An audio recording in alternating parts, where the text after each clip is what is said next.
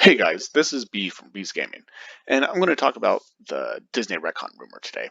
I might be a little late to the game on this. I know there's already videos out and stuff, but I'm probably going to take the unpopular opinion of that they should not retcon the Star Wars trilogy. Why? So I found this article from Last Movie Outpost online about it. So let's take a look. Now this is a rumor. All right. So you know, and we know that Star Wars is in trouble. This is from the article. The main cast have either been killed off in the movies or unfortunately passed in real life. The sequel movies have been widely rejected by fandom. Each subsequent sequel left hundreds of millions of dollars on the table. Solo was the first ever flop in the Star Wars universe. So I'm just going to stop it right there right now. I don't really even like how this article starts off. Is Star Wars in trouble? I think with the success of Mandalorian and season 7 of Clone Wars, I don't know if it's true. I think they're starting to rebuild some excitement with Star Wars, and I think that it's not necessarily true. And they mentioned the movies have been rejected by fandom, but let's take a look at what we have in the movies. So this is Rotten Tomatoes. So this is for Rise of Skywalker, 86% by audience score. That's 98,000 ratings, and it has an 86%. What about The Force Awakens? Also 86%. Now, it was by the critics it was higher, but 86% with 235,000 roughly audience ratings. And then let's take the the only one that did not do well in the audience rating is The Last Jedi, 43%. And there's many problems with The Last Jedi. I'm not going to get into it here. There's many content creators out there who have talked about The Last Jedi that are way smarter on the subject than I am. So I'm not. This audience score doesn't surprise me. That's with 220,000 user ratings. So, but let's get back to the article and let's actually see. So they go on to say that the uh, theme parks have been received poorly even before COVID-19 and all this type of stuff. So basically, it's trying to say that it's a mess. So now let's get into the rumor. So they say, however, there is a rumor that is out so crazy it might just be true.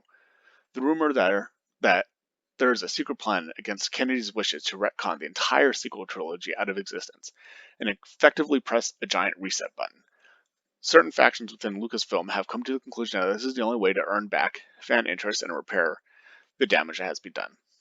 But do you really need this to fix fan interest? I think they're doing a pretty good job at building up interest already with the shows, The Mandalorian, with the season 7 of Clone Wars, and if they do continue to reboot with Rebels and this Obi-Wan show coming out, I think they're already generating that excitement. I don't think you need to get rid of the series to do this. And how do they want to do it? So let's read. So how will they do it? Well, sort of by borrowing a trick from Star Trek Redux movies. They will simply declare the sequel trilogy and solo movie to be a potential alternative timeline. This is ridiculous. Do they really want to get into this timeline, alternate universe type stuff? I don't think so. You know, I think with real, a lot of Star Wars fans have real feelings on how they wanted things to go, and the movies didn't go that way. So I understand the frustration for it. But these films were pretty popular with the mainstream. Like, there's a lot of people who weren't Star Wars fans before that liked these movies. And I feel like pulling it out of the universe is just bizarre. They work within the contents of the Star Wars universe. There's lots of issues with them, but there's no reason to retcon, get rid of them, make it an alternate timeline. Like, that's just a ridiculous proposition. How would that even work? Like, I think getting into the business of these timelines and alternate universes and alternate timelines and all this type of stuff is just bizarre. I don't know if it's gonna. I think it's gonna make things worse. That's what I'm trying to say. So how are they to achieve the impossible? Well, in the article, It says, first of all mechanisms already exist within the Star Wars universe. During episode 13 of Star Wars Rebels, the storyline introduced the Veil of the Force. The concept is that this is a mystical dimension that exists to connect all realities, all potential timelines, all possibilities based on our all choices made and does it across possibilities based on all choices made and does it across all of space. The Star Wars equivalent to MCU multiverse? Well, yes. A more loyalist group of Star Wars creatives inside Lucasfilm want to use the Veil of the Force to declare the sequel trilogy its own timeline and permanently disconnect it from the rest of Star Wars.